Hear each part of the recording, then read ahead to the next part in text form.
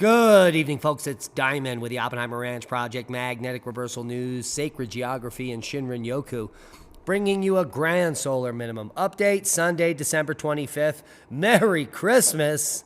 Around 8:30 p.m. Mountain Time 2022.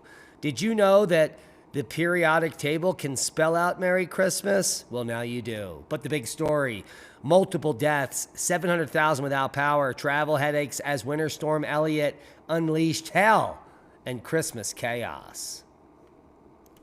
Keep calm, it's boom time. This article earlier today says 17 people killed, 700,000 homes without power. This is definitely out of date, like a state. Now, monster storm across the U.S. as of this evening has claimed at least 34 lives, and most of them in the Buffalo area, where that blizzard laid down some steam with severely cold temperatures. Millions of people hunkered down against a deep freeze Sunday to ride out the winter storm that killed at least 34 people across the United States and is expected to claim more lives after trapping some residents inside their homes with heaping snowdrifts and knocking out power to tens of thousands. Power is on for most, but in Buffalo alone, 16 people are reported dead, and those numbers will likely rise. Now, some of the people were found in cars. Some were even found lying in the streets. Erie County Executive Mark Parlunk said, wow, we know there are people who have been stuck in cars for more than 2 days. These are the times that you hope for a Christmas miracle. And, our hearts and our prayers go out to those folks that are in harm's way, as Greg Abbott is facing a Texas grid emergency as power plants fail. Wow, due to an electric energy shortage due to an Arctic blast. I wonder if it has anything to do with the Green New Deal. Now, the good news is that power is on as of 8 p.m. tonight, as we're recording this, to most people across the U.S. Very few people have power out. Maine is just 34,000, and New York with 15,000. So most of the power is back, but that doesn't help for those that were in need over the last 2 days. Here we're looking at the Westel Snowtel current snow water equivalent. The snowpack in the Northwest is the best. In the Southeast, it is lacking. As you can see, New Mexico and Arizona, a little bit in Colorado here, in need of some moisture, but that's coming, and no one's bumming. Take a look at the forecast as we move it through. Here is your Monday through Tuesday. Heavy snow moving into the high mountains of the Pacific Northwest. A system will move through the Midwest starting tomorrow morning. Here's Monday through Tuesday. And that's about all the system is going to drop down in the central U.S. and the East. Well, the western storm is going to pick up steam on Tuesday and Thursday, drop down into Arizona and New Mexico on Thursday and into Friday, and hit the northern plains, covering them with much needed snow, and then more snow for the west.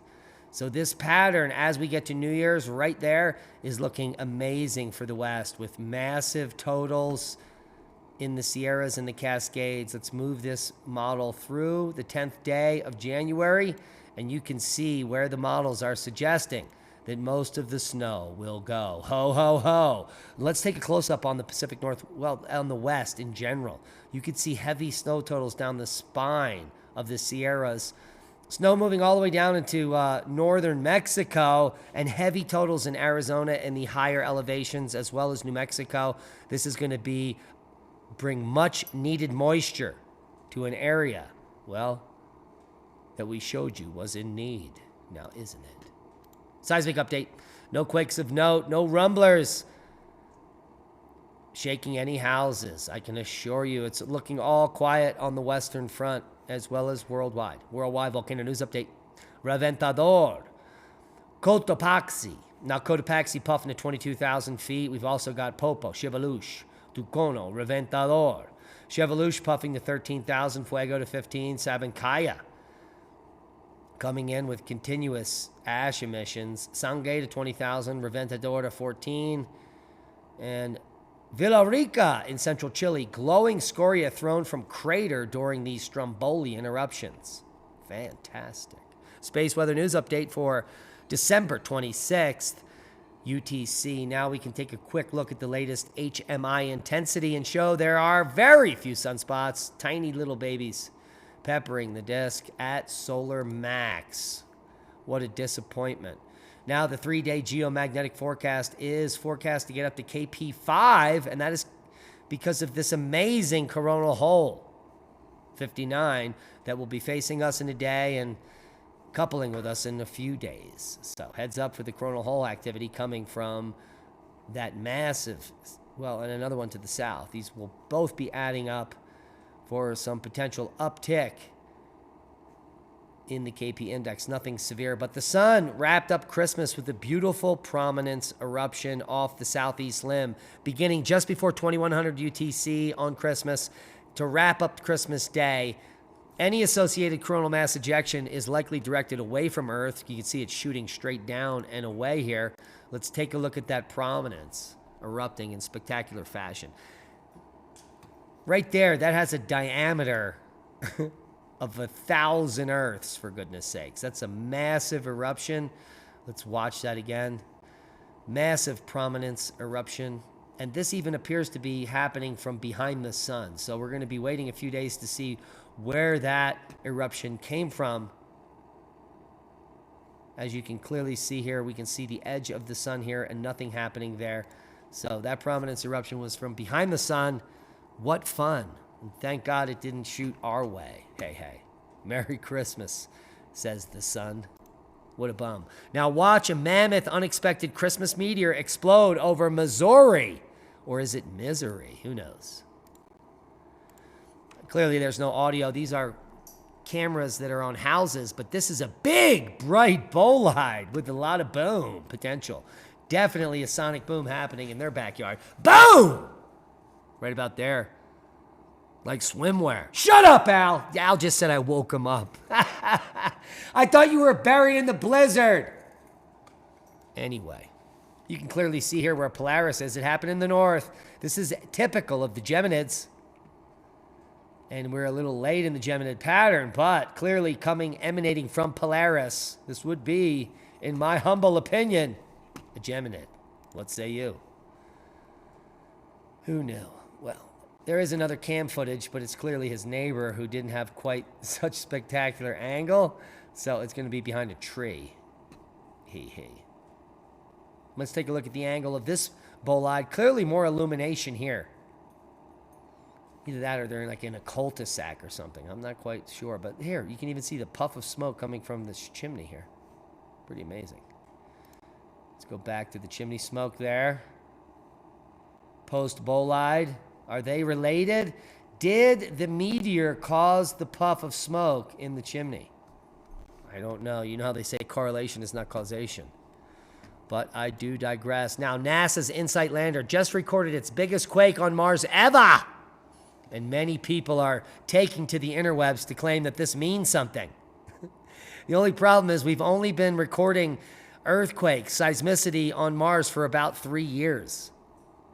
So detecting a quake on Mars 5 times stronger than any recorded in previous history, we only have a 3-year data set. So that is not significant. It's only as significant as the data set itself, which says that Mars can get 4.7 magnitude earthquakes, which on Earth are insignificant. So this doesn't have anything to do with a micronova or the end of the universe or the apocalypse coming. This has to do with the fact that we just got sensors up on Mars a few years ago, and we've now been recording earthquakes, period. And no one else would argue that unless they're lying to you. Now, OSU archaeologists from Ohio that happen to be in Idaho, because it's almost the same letters in Ohio, but far to the west. Well, they're on an archaeological dig there, and they found the oldest known projectile points in the Americas. Take a look at these beauties. Pre-Clovis. Solutrean, maybe. But these are all the same peoples in America. And they are very Clovis looking. This one especially here that I'm going to point out there. So these are dated at 15,700 years old. And these are coming from Corvallis, Oregon. Oregon State University archaeologists have uncovered projectile points in Idaho that are thousands of years older than previously found in the Americas, which is untrue because a good friend of mine, Dennis Stanford, over at the Smithsonian, revealed to me over a decade ago that they've had in their possession projectile points dating 15, 16,000 years ago for over 50 years at the Smithsonian. This is just a reveal from academia. Now, the 13 full and fragmentary projectile points, razor sharp and ranging from half an inch to 2 inches long, are from roughly 15,700 years ago, according to carbon-14 dating. That's 3,000 years older than the Clovis fluted points found throughout North America, and 2,300 years older than the points previously found at the same Cooper Ferry site along the Salmon River. Includes a beautiful bird point here in this blue agate. That would be used for killing a wild turkey. Wow, that is an amazing find.